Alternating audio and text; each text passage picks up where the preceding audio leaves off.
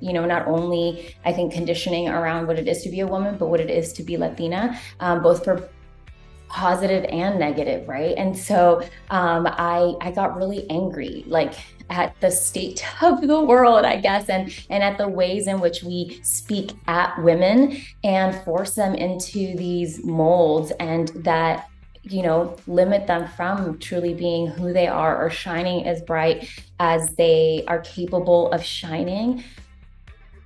Welcome back to Fearless Narrative, a show that's all about the incredible stories of women who are changing the game, breaking the rules, and pushing through the boundaries to face their fears head on because they are fearless entrepreneurs and creatives, and we love to see it. I am your host, Courtlyn Jones, and on our show, we go into a deep dive into captivating storytelling and engaging conversations with these incredible women as they share how they are pursuing their passions and shattering glass ceilings along the way. We love that so much. It's so inspiring and so empowering to share these stories with you. And hopefully it will empower you to embrace your own fearless path. Our show is all about feeling the fear and doing it anyway, as well as women supporting women. We love that. We need more of that always. So before we get started, don't forget to hit the button to subscribe to our show. We also would love a nice 5-star review at the end. Without further ado, let's go into a new episode right now. Enjoy the show.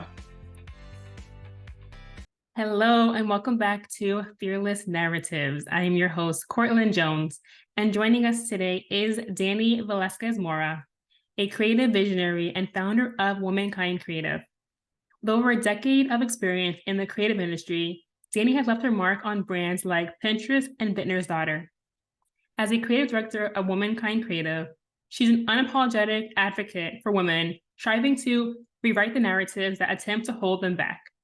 Her expertise lies in crafting brand identities and content that not only resonates, but also ignites fierce loyalty. Danni's on a mission to celebrate the power of the present, which she firmly believes is female. Danni, how are you? Good. I'm so excited to join you. I love that. I'm excited to have you here. So I want to know about your journey and how you got started in the creative industry, which spans a decade. Can you share the pivotal moments that led you to start Womankind Creative?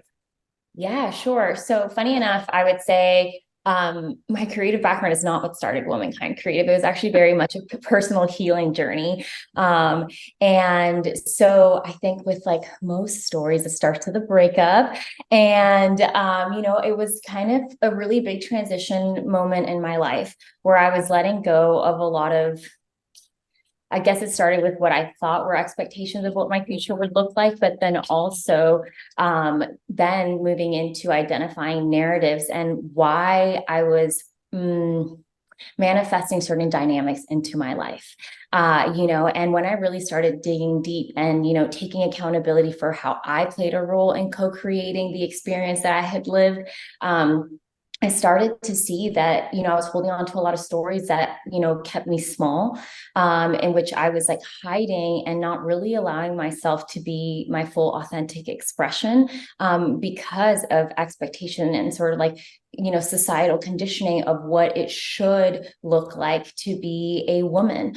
And in particular for me, I am Latina. And so yeah, I have, not only, I think, conditioning around what it is to be a woman, but what it is to be Latina, both for positive and negative, right? And so I got really angry, like at the state of the world, I guess, and at the ways in which we speak at women and force them into these molds, and that limit them from truly being who they are or shining as bright as they are capable of shining.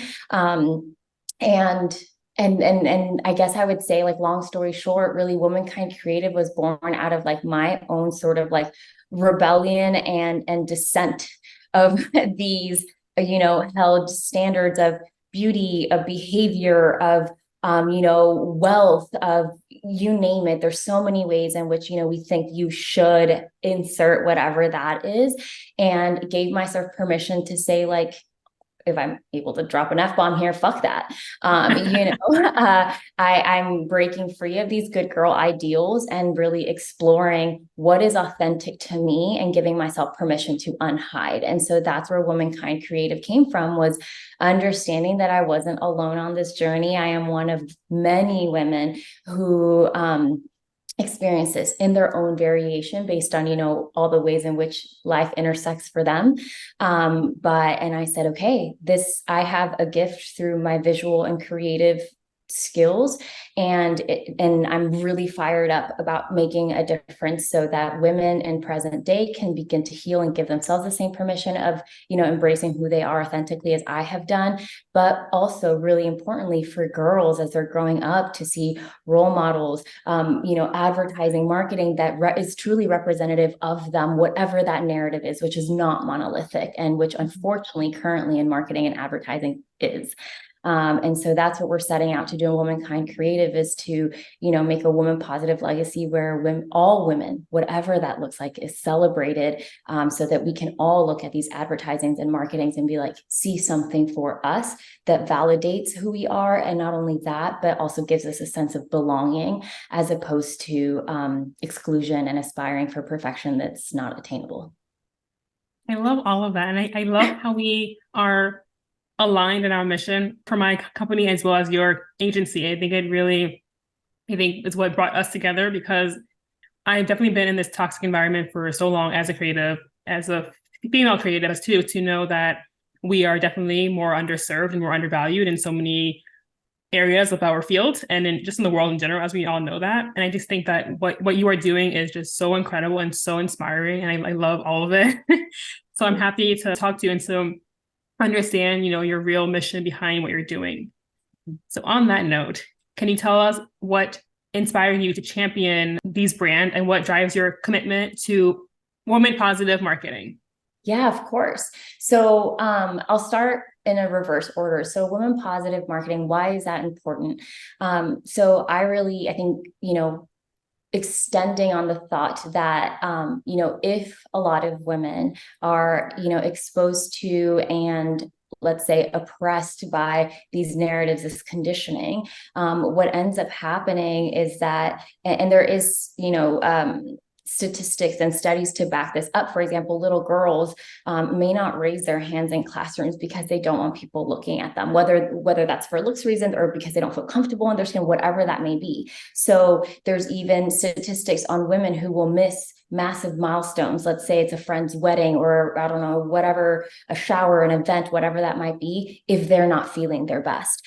And why are we not feeling our best? We're not feeling our best because the external world is telling us that there is something inherently wrong with the way that we are showing up currently, whether that's in the way that we look, whether that's in the color of our skin, our accents, your hair, this, that, the other, you're too bossy, you're too quiet. I mean, it is always, it feels like, and this is why I love America Ferrera's spiel in the Barbie movie, where it's like women are constantly tying themselves in knots to be this ideal of perfection, but there is not, it is elusive. Right. Too skinny, too fat, like you can never be anyone. And it's always under the guise of something altruistic. It can't just be out of our own authentic desires for whatever it might be, because desires for a woman it's greedy. We should always be in service, whether it's our children, our family, our society, our community, right?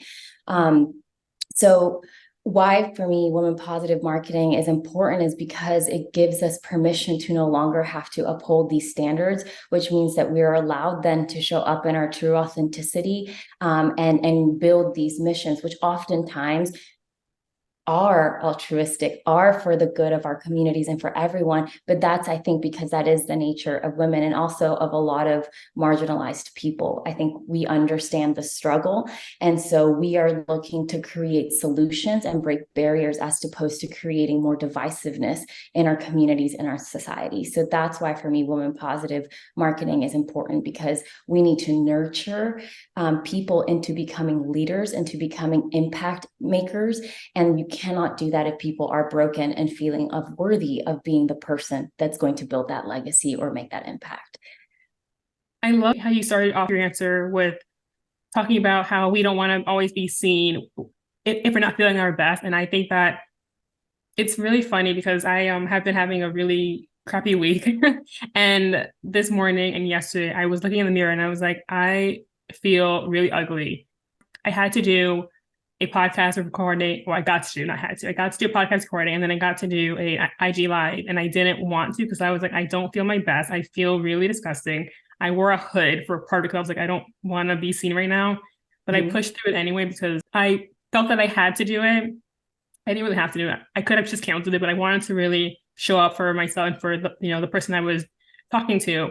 But I think it just like comes in waves at times for like all of us or most of us where we just like don't always feel our best. And like the times when we just like feel really ugly or feel fat for some reason, and we just like don't know how to shake that off at times. And I think it just shows really how strong we are to push through, even though we're not, in the best mindset or the healthiest mindset, but we still show up and we still, do things we have to do regardless. And I think that shows how strong we are as a unit. Absolutely. And imagine, I would challenge, if we're able to persevere in this current environment, imagine how much more we would be capable of I think by nature of vulnerability and self-consciousness is normal, a part of being a human being and learning to embody who we are and finding peace with that. But if in our environment, there is less shaming, there are less ideals or things that are somehow inherently wrong, because nothing truly is right or wrong. It is all kind of based on interpretation and context, right? If we could alleviate some of that, people would just soar. It'd be so much more supported to succeed rather than jumping hurdles to succeed, especially for women. And as I mentioned, marginalized people. Definitely. So crafting brand identities that stir emotion is a powerful skill. Can you tell us about a project that you are really proud of? Yeah. Oh gosh, we have a few. You know what? I would say, this is not to say I'm not super proud of client work that we've done, because I really am, but and I guess maybe I'm in a nostalgic mood because I was just looking at our launch shoot, which was a year ago. And I am really proud of that project because, Womankind Creative, the inception of it really came, I'm really big into meditation. And so I was meditating and I felt like I had this download where the name Womankind Creative popped into my mind. I had no intention of rebranding or changing my business name at the time. And I was like, okay, I guess that's what I'm doing. And that was October of last year. So kind of let that marinate, and in speaking of upholding certain ideals, I was really afraid to disappoint my parents, especially my dad, because my previous brand name was Velasquez-Mora, which was my dad's last name, Velasquez, and my mother's maiden name, Mora. And so it really I was really worried what they would think, or if I would hurt them if I let go of this part of like the family story and heritage and representation of everything they've done for me in order to have this opportunity of being an entrepreneur, which as an immigrant is not something, that they didn't have that luxury, right? And so anyways, all to say that as I let it marinate, overcame my fears and whatnot, it was probably, end of November as it is right now. And I'm talking to my assistant at the time and I'm like, okay, we're going to do this rebrand. We started working on logos, colors, all of that. And I'm like, but how are we going to tell the story of like why we're doing this? Like we have no visuals. We have nothing that's really going to like captivate people and rally them up, And I kid you not, it was a week's time. We were on an airplane back from New York City shooting with a client. And with like the airplane Wi-Fi messaging previous models we had worked with in the Houston community. We have a really strong and amazing community in Houston, and let them know like, hey, Velasquez-Mora is rebranding. This is our new mission. And, we have like a measly budget because we're like such a small team. But like, we loved working with you. Are you game to be the face of this and help us put this movement out into the world? And, we just had all these women come together. It was a group of 7 of us in total. My assistant's little niece came as well. She was amazing. And that shoot was it was such a representation of people coming, specifically women coming together for something that is really important to them. And it was like magic. The visuals, I could not have, I don't know, I had it in my mind, and what came out into the world was even better than what I could have imagined, right? And I showed my best friends later. I'm like, look, these are the raw photos. And they're like, this is everything that we imagined that it would be based on what you were sharing when you were excited about this idea. And so to date, I would say that is probably one of the most like magnetic, heart fulfilling projects that I've worked on, because I feel, and this is, I think for any founder, we've had founders that are like, I'm crying, like via text when we're having shoots, like when you are quite literally like birthing something into the world, an idea, a movement, and it is rooted in ethos and mission, whatever that means to each individual founder, the actual like tangible manifestation of that is just so moving. And I think for me, it was when I got to experience it firsthand. So that will stay with me forever. That's amazing. I also have these like downloads too where I feel called to do something, but I feel like not everyone acts upon it. So I think that for you to actually, use that download you got during meditation to really push this idea out into the world is so brave of you. And also like that's a really great name. Like, I really love the name of your company. By the way, I think it's really strong and it really says a lot. I think that what resulted from that was obviously really needed in this world to really have someone like you to bring it to life, because I think that it's helping so many of us and it's gonna do so many great things in the world. So I'm really proud of you for that. Thank you. That makes me feel so seen. So in your experience, how has the role of women in branding and marketing evolved over the years? I mean, I definitely think we're making progress when it comes to representation and inclusion and being more mindful. I also think that with like the rise of female founders, we are seeing a really big shift, right? Because I like to think that as women, most of us are in tune with what we're desperately seeking in the world that we feel has not been, currently provided, solutions, whether it's from, period care, actual shade inclusion and makeup. I mean, the list goes on and on. Even one of the most recent founders I connected with, she's the founder of Perfected, and she's currently, oh, okay, you're familiar. I know her, Alice. Yeah, yes, Alice. And I think it's amazing. Like, how have we not thought, we like, and it's so true. She did a post on LinkedIn, like men's tailored shirts are like done to the measure. It has all these different, and I've never bought a tailored shirt, so I wouldn't know. I'm not going to butcher this, but like, how have we not thought to offer something like that for women with our breasts? Like, I mean, it is just mind boggling. And I think it goes to show that for so long in society and business, we've been creating through the male gaze because the main decision makers are men. And, for better or for worse, it's really hard to put yourself in the shoes of someone else, and so that's why we need true representation in leadership, not just in gender, across the board, right? So I think improvement is happening. I think that there's still a really big gap in education, and that's where we sort of shifted our language. We used to be really, really heavy on female founded only. And I do still believe that a lot of our creative solutions that we're developing to break barriers for women and female founders, because we've received such measly capital, we're trying to come up with solutions of like, how do we make high quality creative accessible for them, right? And those things will be targeting only female founded brands because we're trying to target a very specific issue that we see in capital and in funding. But as it pertains to our marketing and our advertising skills, we went from female founded and now we focus on feminist brands, because we do also understand that there's a lot of men out there who haven't had the opportunity to learn, who are leading brands that are looking to target women and connect with women and want to do it in a way that is respectful, that gives agency, that is inclusive, and that is actually representative of what women want to see. And so we want them to feel safe being in a space and learning, and then also having guidance from women who understand what the rest of womankind is asking for.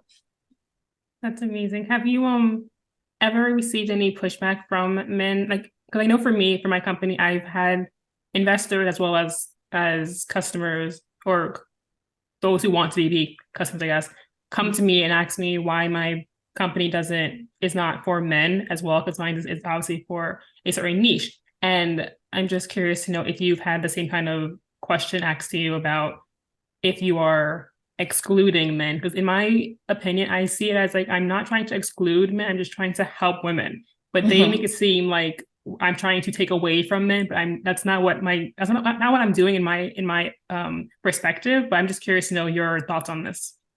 Yeah. So, I mean, I would say, gosh, that is a big part of the shift that I think as women and just as people in society begin to awaken, for lack of better words, is turning from scarcity into abundance mindset.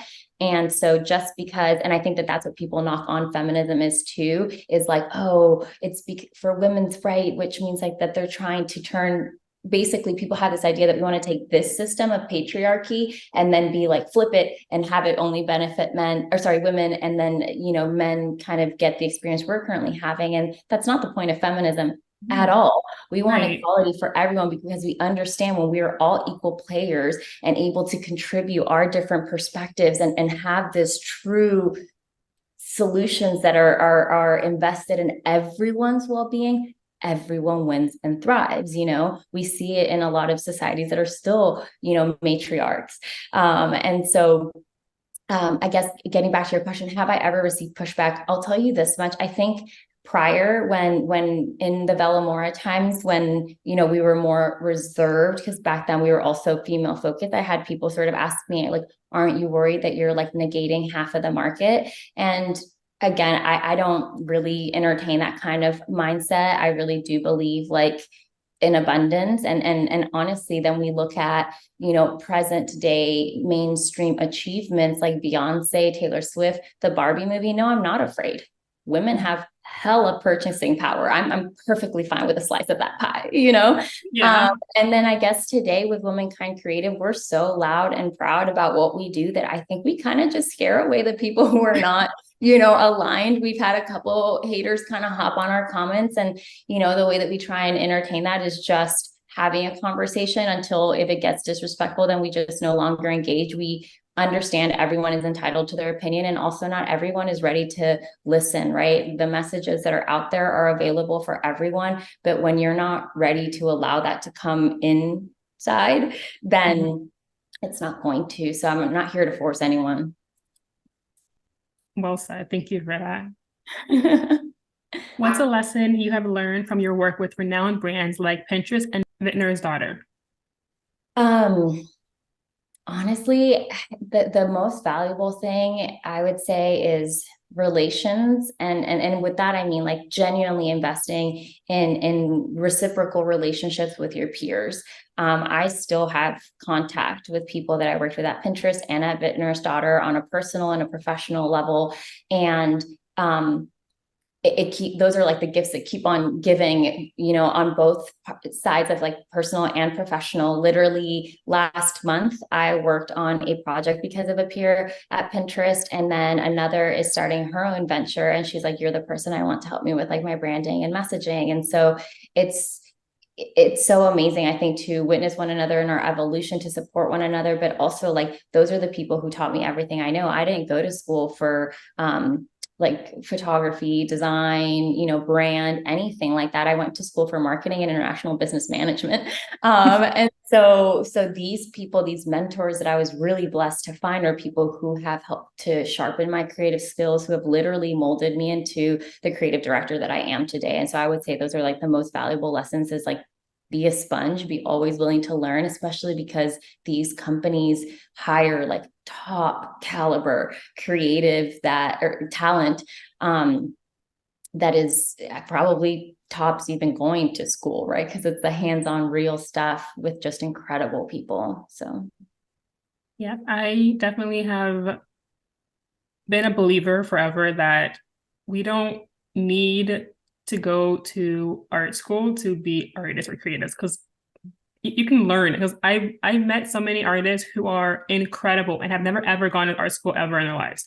Like it's bothers me at times when I hear about how companies won't hire creatives because they don't have an art school background, or because of their resume is not the standard resume, because it's not it doesn't have like these classes or whatever courses on there that like shows the experience, but experience can be learned in real life. It doesn't need to be learned in a classroom or in a college classroom for one thing. Like it can be learned from doing an internship or just like designing on your own and doing online courses by yourself. And I think that's also why I decided to build my company, to make that change, because I'm really tired of companies having too much attention on the resume when it's not like, just see the work and have the work speak for itself, because that's where the magic really is. Totally. No, and I agree with you. When we look at hiring, what's really important to me is I don't feel like you can teach someone's disposition. So someone's way of being, their spirit, their eagerness, their like attentiveness, and almost like fire for life. Like I can't teach that. That's either in you or it's not. So like that's one filter. And then obviously the mission's a filter. And so for me, when it actually comes to like skills or a resume, like, yeah, of course you need a foundational understanding, especially depending on the level of work that I envision you working on. But a lot of that you can mentor someone, you can teach someone. So to your point, I completely agree. I kind of think it's like, I don't know, you can't teach that kind of zest and like riz, and so people have to have that inherent. Yeah. Definitely. So what motivates you daily in your mission to change the narrative for women in the creative industry?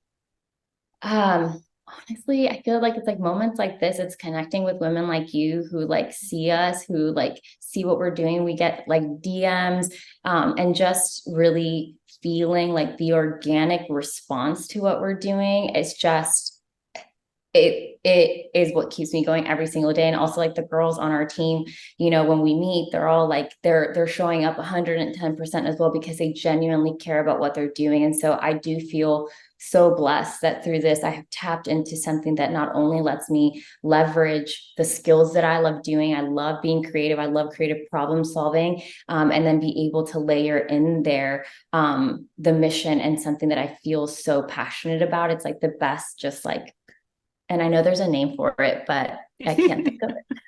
That was a really good answer, and actually really like melted my heart in a way, because that was so sweet. Oh. Can you share a story of a woman or a female founded brand that has truly inspired you on this journey? Yeah. So, I mean, I would definitely have to give a shout out to my girl, Emmy. She is the co-founder of Experiment Beauty. And I would say the reason why I find this story or her just journey so inspirational is because I've gotten to see her, and I met her before Experiment Beauty even existed. It was just idea, and we would have wine nights in San Francisco and our little apartments, and talk about the aspirations that we had. And so, she wanted, originally she wanted to start like a beauty blog, and she had a very strong point of view on, kind of like not anti-green beauty, but like greenwashing, and really being effective with how you bring in like chemicals and science into making beauty safe and effective without it being like disruptive, like to your skin and whatnot. And I'm totally butchering, so sorry, I'm not a scientist clearly. But it was just amazing how inspired she was by this, right? And and slowly it evolved into like she connected with her co-founder and they started talking about this. And as of recent, like, they're in Urban Outfitters, selling their reusable sheet masks. They have, I think their product line now is like 3 products. They have merch. They have insane social media where they're like their community has like just rallied around this product. I mean, it is insane. They're like fundraising and getting amazing investors. I mean, it's just so incredible. And for me, it's so amazingly expansive to have met someone who, when we met, we were same, right? Like just dreamers hoping and wishing for this outcome, and to see it come to fruition. Like for me, it's like that see to believe moment of like, oh, here's someone who I connected with, who I know is like me. And if she's capable, I'm capable. And that keeps me going as well. So it's just like a pillar of belief and faith. I needed that motivation, because that it's been a really hard 2 years. So to feel that. Sorry to cut you off. What I was going to say, when you said 2 years, my like, I was like, oh my gosh, because I completely agree with you, especially like, that's been the timeline in which all of this has transpired from that really big transition. the healing, the rebranding, all of it. And recently, there was the solar and lunar eclipses, and they're supposed to be closing out that 2-year cycle. And girl, Yes. I'm like, Yes. thank you. She's ready. Let's go. Yes. I felt the same way. I'm like, yes, finally, please. Yes. Shift in energy. Yes, I need that. We all need that. Okay. What is your vision for the future of women positive marketing, and how do you see it shaping the industry? Honestly, I wanted to catch on like wildfire. And Yes. like obviously, like and I want other agencies to get behind, if they feel so called to get behind movements like this. I feel like it's all too common in the agency world for agencies to be pretty perspective neutral and solely focused on creative, which is amazing. That's why they do awesome stuff. But I feel like when you can take this superpower of creativity, of creation, of literal production of things that are going out into the world, and layer that with mission, whatever resonates with them, like I would think that's would be amazing. And so I really, really hope that that is part of the future. And I really see a shift, especially given the times and, the boycotts and how people are using their dollar to speak their minds, which I'm so proud of society doing this. I really see before too long, brands really understanding that just like peacocking or posturing, inclusivity and representation, and not really like walking the talk and just doing it as like a marketing tactic or gimmick is not enough. And consumers are extremely discerning now. There's so many options out there. So unless you're fully invested in whatever the hell you've chosen and doing it out of a place of service, I don't think brands are going to last. So, I really think that the shift is going to be actually being about what you say your values are about, actually being about what your consumers are demanding of you, and understanding that as a brand, whether it's service or product, you are in service of your consumers and not the other way around. And for so long, corporations and brands have felt that they are the ones pulling the strings, and, consumers, respond to them and they're in power. Like, that's not, in my mind, why any of us should get in business. We're in business to serve. And if we, and once, I think that shift is coming, and it'll be for the better. I definitely agree. I definitely see a shift already. I think that with for example, with Gen Z, I feel with they have a whole new like attitude and like outlook on life, and it's going in I love it too. It's so like empowering to be like, yeah, go get them. Yeah. So I can already see things changing right now. So I'm just really excited to see where it's going to go in the future. But 100%. I definitely see it in a positive direction. So creative work can be really personal. How do you navigate challenges or creative blocks in your profession? So first and foremost, I would say co-creation and collaboration 100%. People coming together, like you just really vibe off one another's energies, thoughts, and like, just even in this conversation, we've been like, oh yeah, and, and it's so fun. And so I think definitely that is one really strong way. Another is unplug, get out into nature, like literally clear your mind. I have some of my most awesome, like, downloads or inspirations come through when I'm not even thinking about the thing that I'm forcing my brain to think. And so I think that's a misconception when people are working with creatives, is thinking that they always need to be in front of a computer or constantly working on the thing. Like, letting your mind relax allows for things to come through. I think it's like when you're having a conversation with someone, you're like, oh, I can't think of that word. And you keep forcing and forcing, and the word doesn't come. And then later you're like eating popcorn. You're like, that was the word. Yeah. It's the same thing. And so I think taking that space, clearing your mind is super important. And then another thing that I also really love is like, and this is why I love social media. I think it's democratized creativity, and it's democratized our access to be able to see creatives and other people's ideas. And so I think, I love TikTok. I'm a big TikTok girly. There's such amazing creators on there. Sometimes kind of going through and like it might spark something. Someone might say something, and it's a different way, I guess, to go back to the first thing, right? Which is like, I might not be able to, hit up one of my girls and be like, hey, can we talk about this project? But maybe I can, kind of have a sense of collaboration by going through TikTok and listening to something in someone's video, kind of like, it's like, oh yeah, shoot, that's exactly what I was thinking about, right? And I could, ramble on whatever came through as a result of that. So yeah, these peripheral activities that kind of help your brain stop trying to attack the same problem so head on and give it opportunities to maybe scoot around it and find the solution.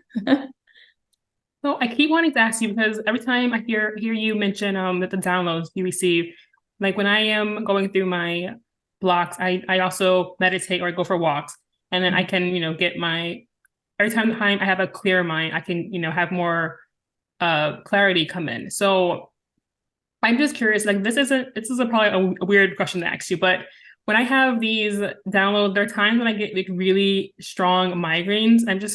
I'm like, I just feel like all the energy just like comes in at once. And I just wonder if it's like just a me thing. So I know like it happens to me when I like occasionally during either the full moon or the new moons.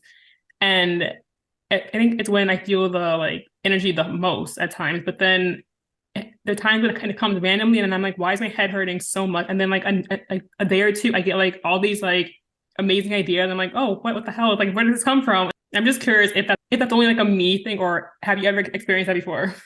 Well, so I definitely think that like energy manifests in our physical body. I'm actually not prone to migraines, but I also think that we all process differently, right? And so for me, when I have like really big releases, whether that's like an emotional block that I've been working through or something, and I release, like I get sick, I'll get like a cold, and nothing like devastating, like a cold or something. And I feel like that's my body's way of like purging whatever it is. With my friends, we have this inside joke because one time I did a chakra healing meditation. And the next day I woke up and I was ill. And so they always joke with me and they're like, oh, when I'm not feeling well, they're like, what would you do, a new chakra cleanse or whatever? So in that sense, I do feel like, for me, it manifests differently and more in the sense of clearings.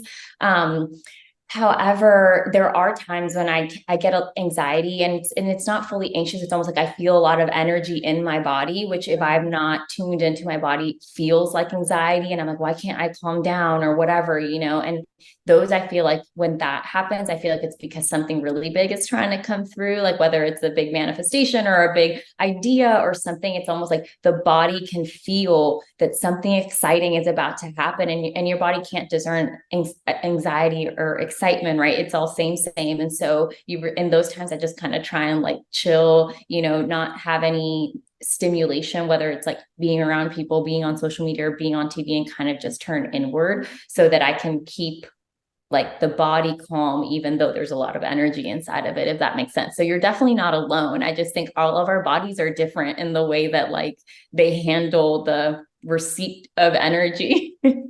Yeah, okay, thank you. Because I never had any headaches before until or any like migraines before until like the last 2 years when I started to go through my spiritual awakening. And I'm like, why is this happening to me? But it's just like been really intense lately. Actually had like gone to the get MRI because I'm like, am I dying? What's happening with my brain? But my MRI was fine. So I'm like, it has to be a spiritual thing. It's not Yeah. a health problem, which is good, but like a little Yeah. weird. Yeah, that's super interesting. Well, who knows what'll come of that? I feel like also too, the stories I've heard, people are like, yeah, that's how I used to be. And now I've learned to manage, what it like they channel it better. So I'm Yeah. sure, just on a journey. Okay. So bonus question. Yes. Can you tell us the last time that you felt fearless? A time when you were afraid, but you did it anyway, and then how did it come out? Oh, okay. Well, this one's like not creative wise, but um I'm going to break this up into two answers so that I can give an answer for like founders and an answer just for funsies.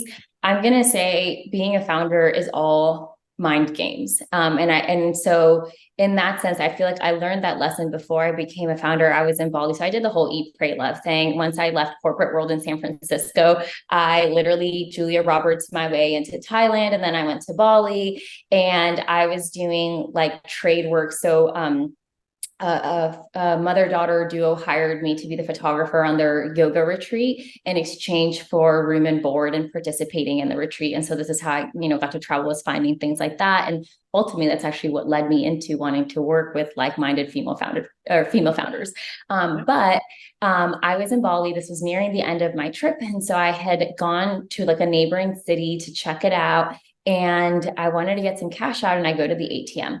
And I literally probably had like, I don't know, let's say $70 to my name. And I was like, oh my goodness. And I still had time on my trip. And I was like, what am I going to do? Like, and I was like, okay, well, worst comes to worst, I guess I could like let my mom and dad know I'm in trouble, but I'm like, I'm halfway across the world. What am I going to do? So I walked from that town to where I was staying on the beach, which was like an hour and a half. And I just like tried to really calm my nervous system. And mind you, at this time, I was not nearly as in tune with any of like my spiritual practices. I think it was just kind of like, you know, a knowing of, and so I was like, okay, I'm just gonna walk into the beach and I'm like, okay, do I have enough for what I need today? Yes. Today I am safe. Do I have enough for what I need for the rest of the week? Yes. Okay. Well, a lot can happen in that time. So I'm going to chill for now. And I went to bed. And the next day I woke up and tax returns were in. And I got my last tax return from being a fully employed corporate person. And it was $3,000. And in Bali, I was balling and I was like, amazing. And I was taken care of, and that has been a memory and a lesson that I've kept with me as a founder of more than being fearless it's being afraid and still being in faith and finding a way to keep your head, even though everything around you feels crazy. As a founder, I feel like you got to stay sharp. You got to stay unaffected by like the 3D, the external, so that you can keep making intentional aligned moves towards where you're headed. Otherwise it'll eat you alive. It's a roller coaster, especially when you're just building something. So that's what I would say on like the founder side. On the funsies side, I was recently in Mexico with my family and we went to go see the cenotes, and there was one you could jump. You could either take the stairs in or you could jump. And it was a tall jump. And so I was like, I'm not taking the stairs. I'm going to jump. And so I spent the next 45 minutes watching people jump and then, struggling to get myself to do that. And then my brother was like, hey, why don't you come with me down the stairs? You can see it from the bottom up and then you can see everyone else is safe and then you can do it. So we saw it from the bottom up. It really didn't look that intimidating. And then I went back. And then when I was standing there, I was like, oh my God, I was scared again. And I was like, no, okay, just going to do it. And I just closed my eyes and I finally jumped. It was so nice. Someone down inside of the cave was like recording it for me. I have a TikTok if anybody wants to see it. But it was just like such an awesome physical practice of the same thing that we just talked about, which is kind of like be able to find that safety and tell your mind, because that's all your mind is doing, like the whole, I guess, like self-sabotage or like limiting beliefs or these narratives that the ego hangs on to. It's like, it's not to harm you. It's quite the opposite. It's to keep you safe. And so whether what's normal and known is the best option doesn't matter, but we at least know it's safe. And so sometimes taking that leap of faith is all it takes. And then what's on the other side was an amazing cenote that was beautiful. And like the water was blue and people were cheering. And it was this amazing experience that just like physically parallels what the rest of the challenges and tests that we face as founders or just as individuals in life. That was such a great answer. I love talking to you, but I also love every time I ask this question, I always get really incredible answers, but they're always different. But your answer, I think, is one of my top 5. I think it was so good. I'm gonna take that win for today. Okay. So in our show, is there one piece of advice to offer to aspiring creatives or entrepreneurs? And if so, what would it be? Know you're worth it. Without a shadow of a doubt, don't let, where you come from, what you look like, your race, your beliefs, your family, your community, people who are even in your industry. I had people look at my work and tell me it wasn't very good at times, like, whatever it was. Don't let these voices and external things dictate how worthy you feel of doing what you feel called to do. And that self-belief is like top in doing anything for anybody. So that would be like my number one thing. Thank you for that. And then lastly, how can our audience find you? You can find me personally on Instagram. It's Danni V Mora. So pretty simple. You can find Womankind Creative. It's at Womankind Creative across all of our social platforms. If you want to see that TikTok video of me jumping, that's also Danni V Mora. So pretty simple. And then, our website, womankindcreative.com, if you want to get on there. And yeah, that's about it. Thank you, Danni. It has been so much fun talking to you, and I really loved having you today. Thank you for having me. This was the best. Okay, bye. Bye. And that is a wrap. Fearless Narratives airs every Monday, Wednesdays, and Friday. Thank you for joining us today. You have been an amazing audience, and we really love your support. So we also would love for you to give us a nice 5-star review. And until next time, stay fearless.